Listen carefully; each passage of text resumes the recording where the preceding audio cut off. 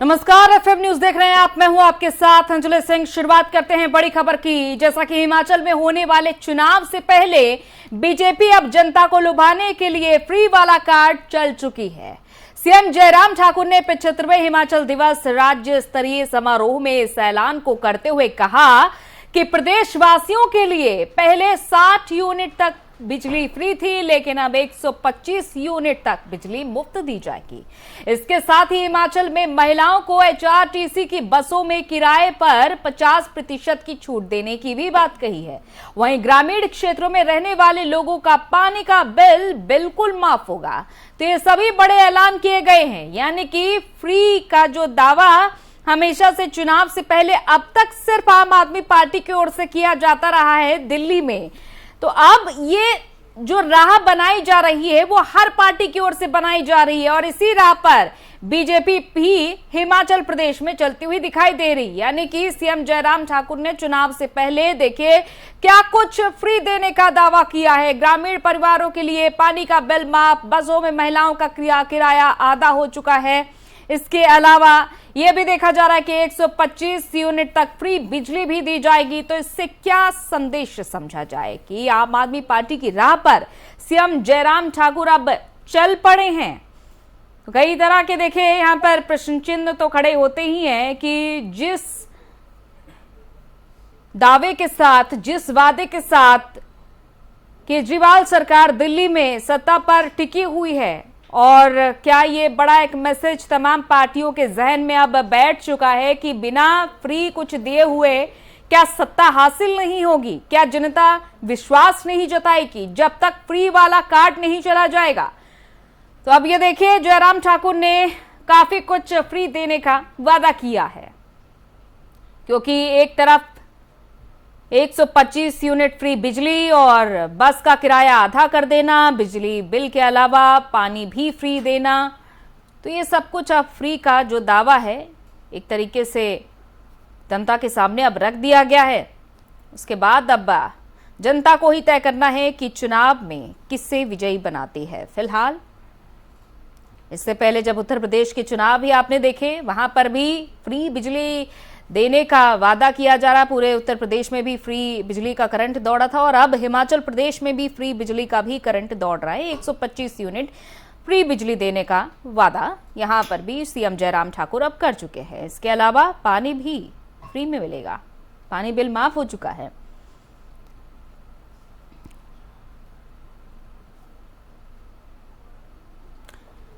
और महिलाएं अब बसों में जब सफर करेंगी तो किराया महज आधा लेकर ही चलना पड़ेगा। पूरे किराए की यहां पर जिम्मेदारी नहीं उठानी पड़ेगी और टेंशन फ्री होकर महिलाएं सफर कर सकेंगी, क्योंकि किराया आधा हो जाने से टेंशन भी किराए की आधी हो जाएगी। तो अब तक जो आम आदमी पार्टी एक राह बना चुकी है, उसी राह पर हम चलते हुए तमाम राज्य सरकारों को भी देख पा रहे हैं। जाहिर है जब भी कुछ फ्री देने का वादा किया जाता है तो समझ लीजिएगा कि चुनाव सिर पर है।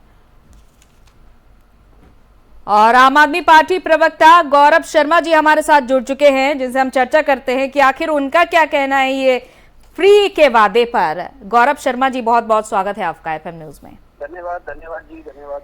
गौरव शर्मा जी, हम लगातार देख पा रहे हैं कोई भी चुनाव हो रहे हैं, किसी भी राज्य में चुनाव हो रहे हैं। अब ये देखिए हिमाचल प्रदेश में चुनाव होने वाले हैं तो सीएम जयराम ठाकुर ने यहाँ पर काफी कुछ फ्री देने का वादा कर दिया है। यहाँ तक कि बसों में जो किराए का सफर है, जो किराया है वो अब आधा हो जाएगा। क्या कहना चाहेंगे आप इस पर? ये बहुत ही हास्यप्रद एक घटना आप इसे समझ लीजिए। तो भारतीय जनता पार्टी देश और प्रदेश में अपने आप को बहुत बड़ी पार्टी और बहुत बड़ा संगठन होने का दावा करता है, और जो बार बार केजरीवाल जी को इसलिए कोसता है कि वो मुफ्त चीजें दे रहे हैं और वो श्रीलंका की तर्ज पर हिंदुस्तान को ले जाने वाले हैं, वही आखिरकार आपकी बात ठीक है, चुनावी वर्ष में आते ही अपने ये जुमले छोड़ना शुरू कर देते हैं और झूठे वादे जो उनके हैं कि हम मुफ्त बिजली देंगे, और 125 यूनिट, और हम जो पानी ग्रामीण क्षेत्रों में जहाँ ये पानी पहुंचा ही नहीं पा रहे हैं, 10-10 दिन तक पानी आ नहीं रहा है, वहाँ इन्होंने नल घर में लगा दिए हैं क्योंकि इनके ठेकेदारों को फायदा मिल सके। वहीं इन्होंने महिलाओं के लिए 50% जो है निःशुल्क बस में किराया कर दिया है।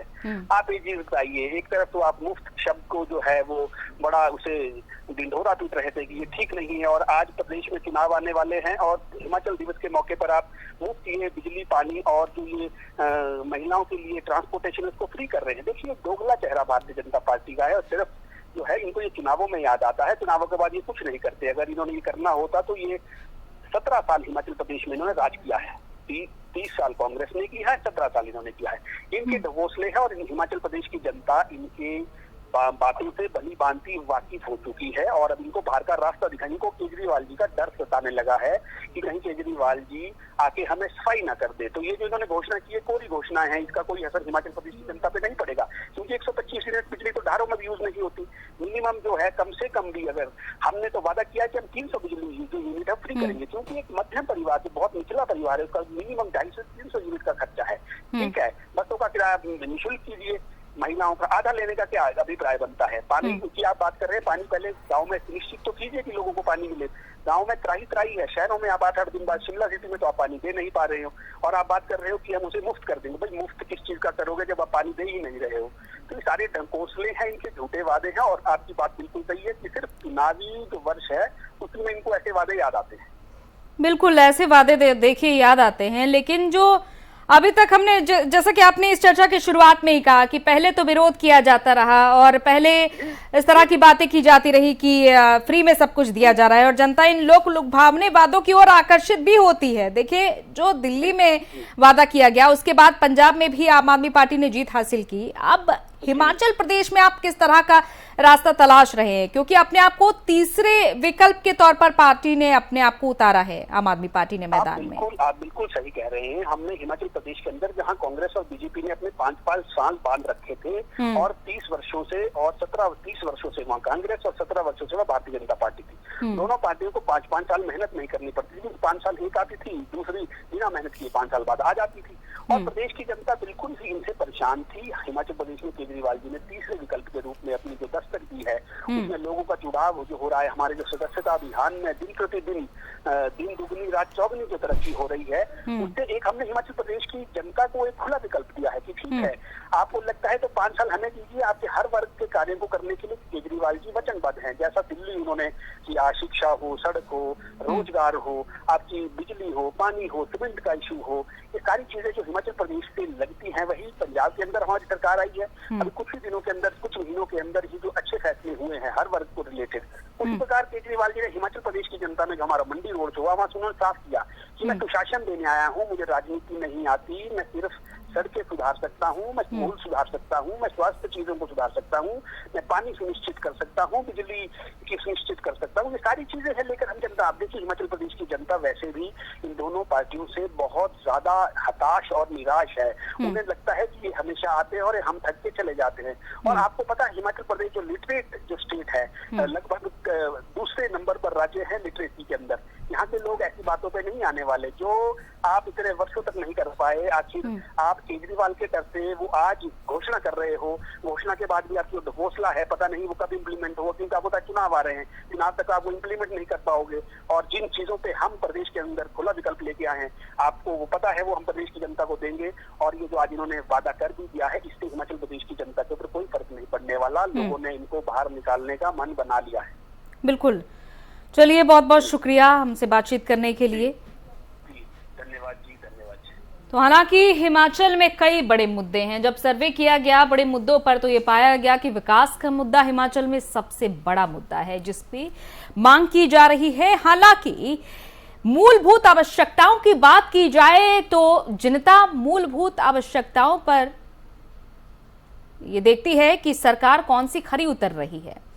अब जहां आम आदमी पार्टी की ओर से जो दावे अभी तक दिल्ली में किए गए, उसके बाद पंजाब में भी सरकार अपनी बनाई है। पंजाब में भी कई बड़ी घोषणाएं हो रही हैं, और पंजाब हिमाचल सटे हुए दोनों ही प्रदेश हैं, तो जाहिर तौर पर पंजाब का असर हिमाचल प्रदेश पर भी जा ही रहा होगा। लेकिन जद्दोजहद मौजूदा सरकार की तरफ से भी जारी है कि अपनी पार्टी का वर्चस्व कायम रखना है।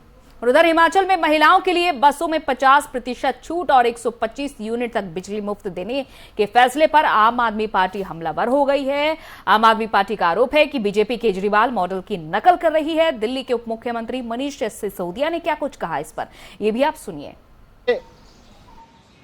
देश में भारतीय जनता पार्टी की, उनके दोस्तों की 18 सरकारें हैं। कहीं उन्होंने नहीं सोचा कि बिजली सस्ती कर दो। हर जगह कहते हैं बिजली फ्री नहीं होनी चाहिए, फ्री का मजाक उड़ाते हैं। हर जगह कहते हैं ये फ्री तो देशद्रोही है। केंद्र की सरकार में भी रिव्यू करके मीडिया को बताते हैं कि पूरी की पूरी केंद्र सरकार कह रही है फ्री तो बर्बाद कर रहा है। और हिमाचल प्रदेश में चुनाव आया तो केजरीवाल मॉडल ऑफ गवर्नेंस की कॉपी करने की नाटक करने लगे हिमाचल प्रदेश में। हिमाचल प्रदेश में आज भारतीय जनता पार्टी ने जो अनाउंसमेंट्स किए हैं, भारतीय जनता पार्टी की सरकार ने, वो केजरीवाल मॉडल ऑफ गवर्नेंस की नकल करने की कोशिश है। केजरीवाल जी का इतना खौफ, अभी तो केजरीवाल जी ने मंडी में एक रोड शो किया था, इतनी जल्दी इतने खौफ में आ गई भारतीय जनता पार्टी की, केजरीवाल जी की योजनाओं को आधे अधूरे बेमन से लेकिन कॉपी करने की कोशिश करने लगी। 18 राज्यों में इनकी सरकार है, वहाँ क्यों नहीं कर रहे? चुनाव से ठीक 2-3 महीने पहले हिमाचल प्रदेश में अनाउंस कर रहे हो, क्यों? क्योंकि आपको पता है कि आप तो हारने वाले हो वहाँ पे, आपको पता है। और जनता भी ये बात जानती है, जनता भी ये बात जानती है कि भारतीय जनता पार्टी की अनाउंसमेंट्स का कोई मतलब नहीं है। बीजेपी बिल्कुल सस्ती बिजली देने के खिलाफ पार्टी है। तो ये तो अगर चुनाव जीत गए दोबारा तो तुरंत वापस ले लेंगे इन सबको। इनकी कोई मंशा नहीं होती ये सब करने की, ये केवल चुनाव की घोषणाओं के तहत इन्होंने किया है। अब आप सोच के देखिए कि अगर केजरीवाल जी के एक रोड शो से हिमाचल की जनता को इतना फ़ायदा हो सकता है, तो कल केजरीवाल जी के नेतृत्व में हिमाचल प्रदेश में सरकार बन गई, उनके मार्गदर्शन में चलने वाली सरकार बन गई जो केजरीवाल मॉडल ऑफ गवर्नेंस पर काम करेगी, तो हिमाचल के लोगों को कितना फ़ायदा होगा। जब एक बार रोड शो करने से जनता को इतना फ़ायदा है, तो कल को केजरीवाल जी के मॉडल पे काम करने वाली सरकार बनाने से कितना फ़ायदा होगा। ये बात हिमाचल के लोगों को भी मैं रिक्वेस्ट करूँगा कि एक बार समझें, और साथ साथ ये भी समझें कि बीजेपी की ये घोषणाएँ दिखावा है, धोखा है। भारतीय जनता पार्टी पूरी तरह से भ्रष्ट पार्टी है। इसका कोई मतलब नहीं है जनता को कोई चीज़ सस्ते में देने का या जनता को महंगाई से बचाने का। वो जनता को किसी भी तरह की कोई सुविधा देने में भारतीय जनता पार्टी कभी यकीन नहीं रखती। ये तो केवल आम आदमी पार्टी का खौफ है कि भारतीय जनता पार्टी को आज मजबूर होना पड़ा है दिल्ली की तरह से कुछ योजनाएं कॉपी करके आधी अधूरी रूप में घोषित करने के लिए। इसीलिए आज इन्होंने चुनाव के डर से ये घोषणाएं हिमाचल प्रदेश में की हैं। सच्चाई ये है कि अगर दोबारा वहाँ पे भारतीय जनता पार्टी आ गई तो ये सारी योजनाएं वापस ले लेगी, क्योंकि पूरे देश में। और उधर गुजरात कांग्रेस में खटपट की खबरों के बीच हार्दिक पटेल का बयान सामने आया है। उन्होंने कहा है कि अगर सच बोलना गुनाह है तो मुझे गुनाहगार समझो। हार्दिक पटेल ने क्या कुछ कहा, पहले आप सुनिए उसे। आरोप कहाँ लगे हैं? सवाल ये है कि हम जहाँ पर है वहाँ पर सच बोलना चाहिए, और हम उम्मीद रखते हैं कि पार्टी लोगों की उम्मीदों पर खरी उतरे। इसीलिए हमने सही चीज कही है कि हम लोगों को साथ मिलकर अच्छे निर्णय लेकर अच्छे फैसले करके लोगों के बीच जाके लोगों की उम्मीदों पर खरा उतरना पड़ेगा। सच बोलना अगर गुनाह है तो आप मुझे गुनहगार मान सकते हैं, और आज गुजरात की जनता हम लोगों से उम्मीद करती है। उस उम्मीद पर खरा उतरने के लिए हमें जल्द से जल्द फैसले करने पड़ेंगे। बस उससे बड़ी कोई बात नहीं है। पार्टी के भीतर छोटी मोटी नाराजगियां रहेगी, पार्टी के भीतर एक दूसरे के खिलाफ आरोप प्रत्यारोप हो गए। मेरा सवाल ये है कि जो गुजरात के लिए हम लोगों को काम करना है, जो श्रेष्ठ गुजरात और बेहतर गुजरात बनाने का जो फैसला हम लोगों ने साथ मिलकर लिया है, उस फैसले को बेहतर बनाने के लिए, उस फैसले को सफल बनाने के लिए साथ मिलकर काम करना बहुत जरूरी है। आपकी नाराजगी क्या है कांग्रेस पार्टी से? देखिए, जल्द से जल्द फैसले होने चाहिए। आज डॉक्टर बाबा साहब आम्बेडकर की जयंती है, हमारा संविधान सच बोलने के और खुल के बोलने की आजादी देता है, तो मैंने सच और खुल के बोला है। मुझे भरोसा है कांग्रेस के कार्यकारी अध्यक्ष हार्दिक पटेल ने क्या कुछ कहा है। हालांकि पार्टी में खटपट की खबरें लगातार सामने आ रही हैं। यहां तक ये भी संकेत दिए हार्दिक पटेल ने कि उन पर जबरन दबाव बनाया जा रहा है कि वो पार्टी छोड़ दें, लेकिन उनका यही कहना है कि उन्होंने पार्टी को अपना 100% दिया है और ऐसे में वो पार्टी कैसे छोड़ सकते हैं। हालांकि ये चर्चाएं ये भी हैं कि आम आदमी पार्टी का दामन थाम सकते हैं, लेकिन हार्दिक पटेल ने यह भी कहा है कि राहुल गांधी को भी उन्होंने इत्तला कराया है इस पूरी बात से, लेकिन अभी तक ऐसा कुछ हुआ नहीं है। फिलहाल हमारे साथ आम आदमी पार्टी के प्रवक्ता योगेश जादवानी जी जुड़ चुके हैं। योगेश जी, बहुत बहुत स्वागत है आपका FM न्यूज में। Thank you. योगेश जी, अभी तक हम देख पा रहे हैं कि कांग्रेस में काफी कुछ हो रहा है, उठाफटक हो रही है। अब हार्दिक पटेल जो कि ये कह रहे हैं कि अगर सच बोलना गुनाह है तो गुनहगार ही समझो, क्योंकि छोटे मोटे झगड़े जो हो रहे हैं उन पर पार्टी छोड़ने का दबाव बनाया जा रहा है। इस पर आप क्या प्रतिक्रिया देना चाहेंगे? और ये भी कहा जा रहा है कि आम आदमी पार्टी में शामिल भी हो सकते हैं। देखो, गुजरात में 27 साल से भाजपा का शासन है और भाजपा जिस तरह से गुजरात में शासनकाल में विफल रही है, गुजरात में जिस तरह से भ्रष्टाचार हो रहा है, दमन हो रहा है और गुजरात के बेरोजगार युवाओं की परीक्षा ली जाती है और बार बार पेपर लीक की घटनाएं जो सामने आ रही है और सामने विपक्ष में कांग्रेस है वो गुजरात में बिल्कुल विफल रही है। तो जो लोग अपनी जो क्षमता है गुजरात के लिए कुछ करना चाहते, उसको अच्छा प्लेटफॉर्म नहीं मिल रहे हैं, ऐसे लोगों को आम आदमी पार्टी ने ओपन इनविटेशन दिया है कि आओ सब मिलके इस लड़ाई को आगे बढ़ाते हैं, संघर्ष करते हैं और गुजरात की जो आवाम है उसका आवाज बनते हैं। तो सभी को हमने इनविटेशन दी है। उसमें कहीं राजकीय क्षेत्र के लोग हैं, कोई सामाजिक क्षेत्र के लोग हैं और अलग अलग जो प्रतिभाशाली जो लोग हैं सबको ओपन इनविटेशन दिया है। उसमें हार्दिक भाई पटेल भी है, नरेश भाई पटेल भी है और जितने भी लोग भाजपा और कांग्रेस की घोषित जो गठबंधन है उनसे त्रस्त आ चुके हैं, उन सबको हम लोगों ने बुलाया। अगर गुजरात को बचाना है तो हम 6 करोड़ गुजरातियों को मिलके इन भ्रष्ट भाजपा और लेकिन भाजपा के अहंकारी, ठीक है, लेकिन आप यहाँ पर बीजेपी की बात कर रहे हैं, हम कांग्रेस की बात कर रहे हैं, क्योंकि हार्दिक पटेल कांग्रेस के ही कार्यकारी अध्यक्ष हैं इस समय और उनका ये कहना है कि उनसे ना तो कोई सलाह ली जाती है, ना तो उन्हें कोई जिम्मेदारी दी जाती है, तो फिर ऐसे अध्यक्ष होने का क्या फायदा है। इस तरह की मनमुटाव की स्थिति देखी जा रही लगातार और खटपट तो है ही, दूसरी तरफ ये भी चर्चाएं चल रही है कि वो आपकी पार्टी का दामन थाम सकते हैं।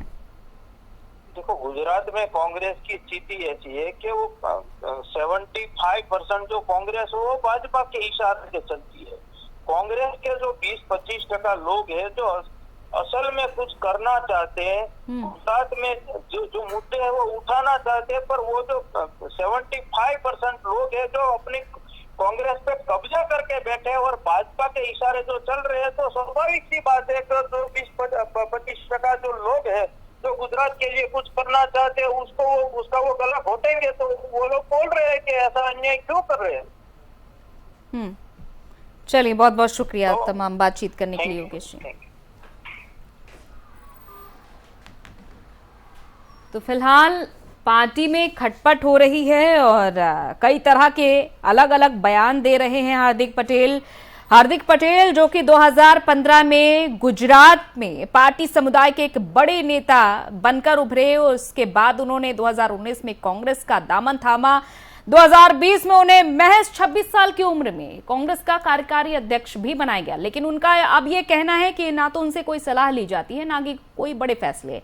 और उधर गुड फ्राइडे ईसाई धर्म के लिए एक महत्वपूर्ण दिन माना जाता है और इस दिन ईसा मसीह को सलीब पर चढ़ाया गया था। और इस दिन को Holi Friday, great Friday, black Friday और ईस्टर फ्राइडे भी कहा जाता है। आज राष्ट्रीय राजधानी दिल्ली समेत पूरे देश में गुड फ्राइडे मनाया जा रहा है और इस बीच प्रधानमंत्री नरेंद्र मोदी ने शुक्रवार को गुड फ्राइडे के अवसर पर ईसा मसीह को याद किया। कुछ लोग कहते हैं कि अच्छे का अर्थ पवित्र होता है, क्योंकि ईसाई मानते हैं कि यीशु की मृत्यु मानव जाति के सभी पापों के लिए क्षमा का प्रतीक है। यीशु ने मानव जाति की भलाई के लिए खुद को बलिदान कर दिया और यही कारण है कि इस दिन को पवित्र शुक्रवार के रूप में भी मनाया जाता है।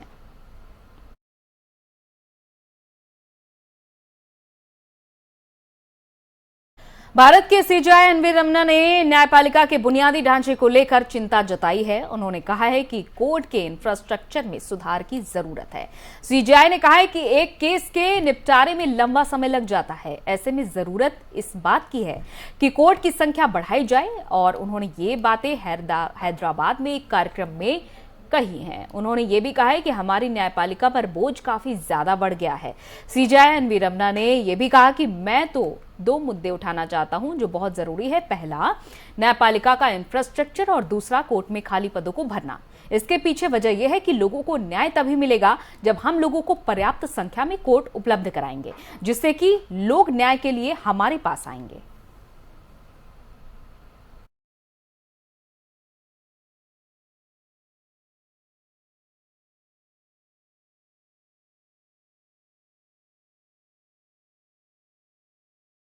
और उधर गोरखनाथ मंदिर हमले का आरोपी अहमद मुर्तजा अब्बासी ने बड़ा खुलासा किया है। मुर्तजा ने आतंकियों से संबंध की बात भी कबूली है। साथ ही यह भी बताया है कि विदेशी आकाओं के इशारे पर उसने हमले को अंजाम दिया। बता दें कि मुर्तजा इस वक्त यूपी एटीएस की गिरफ्त में है और इस मामले में फिलहाल मुर्तजा अब्बासी से पूछताछ की जा रही। पूछताछ के आधार पर एटीएस ने गोरखपुर से 5 संदिग्धों को भी हिरासत में ले लिया है। ये अब सभी लोग कट्टरपंथी थे और इन्हें मुर्तजा की हर गतिविधि की जानकारी थी। मुर्तजा ने एटीएस को पूछताछ में बताया कि वो चाहता था कि देश में शरिया कानून भी लागू हो जाए। तो वहीं उसने गोरखनाथ मंदिर पर धारदार हथियार से हमला करने की वजह क्रूरता दिखाना बताया। उसने कहा कि उसके मंशा यह भी थी कि गोरखनाथ मंदिर पर हमला कर हाइप क्रिएट किया जाए ताकि लोगों के अंदर डर बैठ सके।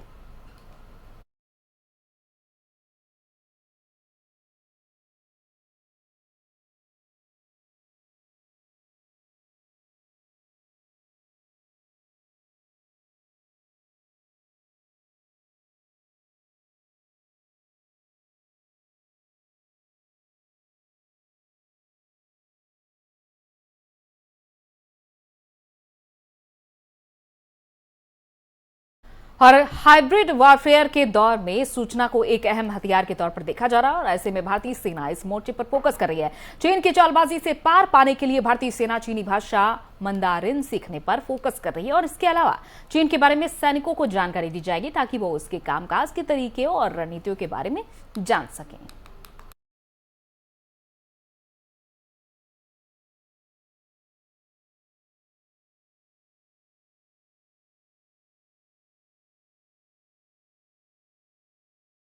और महाराष्ट्र में अजान को लेकर लाउड स्पीकर से शुरू हुआ विवाद अब धीरे धीरे देश भर में फैल चुका है। जगह जगह अजान के खिलाफ हनुमान जयंती 2022 पर लाउड स्पीकर से हनुमान चालीसा पाठ करने की बात कही जा रही है और इन सब विवादों के बीच लाउड स्पीकर और अजान को लेकर विवादों में आए महाराष्ट्र नवनिर्माण सेना के प्रमुख राज ठाकरे शनिवार को हनुमान जयंती 2022 के मौके पर पुणे में एक कार्यक्रम में शामिल होंगे और इस दौरान हनुमान चालीसा का पाठ भी करेंगे। तो वहीं दूसरी तरफ शिवराज सरकार ने हनुमान जयंती 2022 के उपलक्ष्य में भोपाल में जुलूस निकालने की भी इजाजत दे दी है।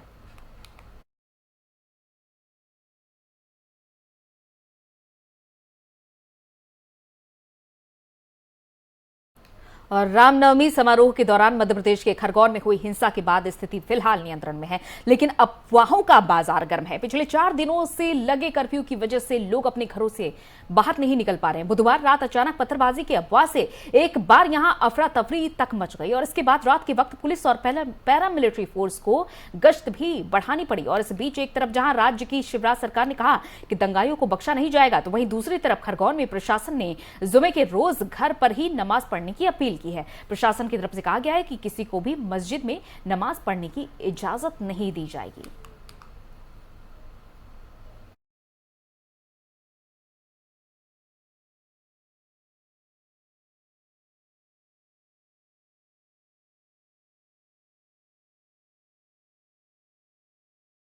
और देश के कई राज्यों से कोयले की कमी की खबरें सामने आ रही हैं। बताया जा रहा है कि यूपी, महाराष्ट्र, पंजाब समेत 10 राज्यों में कोयले की किल्लत के चलते आने वाले समय में बिजली का संकट पैदा हो सकता है। अब केंद्र सरकार ने भी कोयले की कमी की बात को स्वीकार किया है। केंद्रीय ऊर्जा मंत्री आर.के. सिंह ने ये बात कबूली है, सुनिए। तो पंजाब में नहीं हुई है और उत्तर प्रदेश में भी नहीं हुई है, लेकिन कुछ कुछ जगहों पर हुई है। कहाँ हुई है मैं बता देता हूँ। एक है आंध्र प्रदेश में थोड़ा कमी हुई है, एक राजस्थान में कमी हुई है, एक तमिलनाडु में कमी हुई है। ये सब है। तो कमी के 2-3 कारण। एक तो है कि वो जो परिस्थिति उस राज्य की जो परिस्थिति उससे संबंधित है। एक तो है तमिलनाडु, वैसे उनका ज्यादातर बहुत सारे प्लांट हैं जो कि आयातित कोयला पर निर्भर था। उसके बगल में आयातित कोयला सस्ता पड़ता था। आज के दिन में आयातित कोयले का दाम हो गया है $140 पर टन, 12-13 हजार रुपये पर टन। हमारा देशी कोयला मिलता है 1000 रुपये पर टन। ये दिक्कत है, पानी मिलने में भी दिक्कत है। फिर भी हमने कहा कि आपका इम्पोर्टेड कोल प्रदेश है तो खरीदिए। दूसरा आंध्र प्रदेश का भी यही है। और कुछ ये रेलवे के द्वारा वहां पहुंचाने में जो विलंब हो रहा है वो है। तो उसमें एक और आंध्र प्रदेश को बिजली मिलती है SCRC सिंगरेनी से। सिंगरेनी जो कोलफील्ड है उसमें भागीदारी है कोल इंडिया लिमिटेड का और आंध्र प्रदेश सरकार और तेलंगाना सरकार का। वहां पर एक्सप्लोजिव की कमी हो गई थी। दुनिया में जो यूक्रेन वॉर हुआ, जो कोविड के कारण दिक्कत हुआ, उसमें एक्सप्लोजिव की कमी हो गई। ये है। लेकिन ये ओवरऑल अगर आप पूछेंगे, ओवरऑल हमारा डिमांड जैसे हमने कहा करीब 8-9% बढ़ा है। 197 से लेकर के 1,97,000 से लेकर के 2 लाख मेगावाट तक अब रहा। इस बार जितना तेजी से डिमांड बढ़ा है उतना तेजी से डिमांड और पहले कभी नहीं था। तो जो हमारा कोयले का रिजर्व है वो कम आज के दिन में 9 दिन का, जबकि रहता था हमारा 14-15 दिन का। तो ये बात सच है कि डिमांड बढ़ा है। उस हिसाब से कोयले का सप्लाई उतना तेजी से बढ़ नहीं सकता है। और इधर आरएसएस प्रमुख मोहन भागवत ने अहिंसा को लेकर एक बड़ी बात कही है। उन्होंने कहा है कि हम अहिंसा की बात करेंगे लेकिन हम अपने हाथ में छड़ी रखेंगे। मोहन भागवत हरिद्वार में साधु संतों को संबोधित कर रहे थे और इस दौरान उन्होंने कहा कि स्वामी विवेकानंद, महर्षि अरविंद के सपनों का भारत सरकार ये भी कोशिश करी और भारत साकार होने के करीब है। मोहन भागवत ने कहा कि हम अहिंसा की बात करेंगे लेकिन हम अपने हाथ में छड़ी रखेंगे। आरएसएस प्रमुख ने कहा कि हमारे मन में किसी के प्रति शत्रुता नहीं है, लेकिन दुनिया ताकत की भाषा सुनती है, इसलिए हमारे पास वैसी शक्ति होनी चाहिए जो दिखाई दे।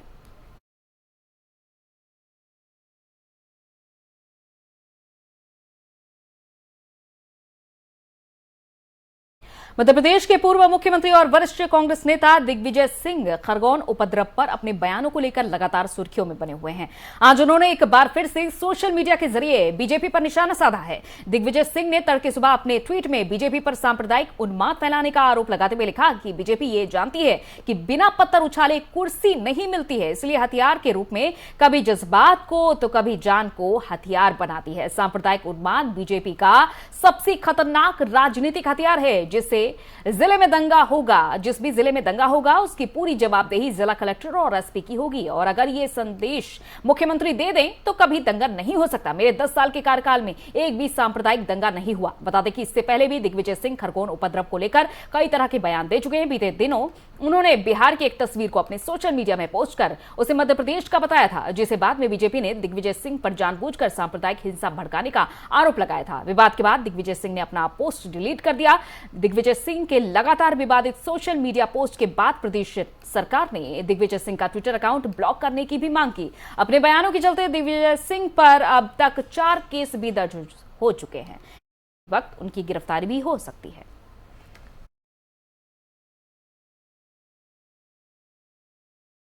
चलिए इसी के साथ इस बुलेटिन में इतना ही। इजाजत दीजिए। नमस्कार।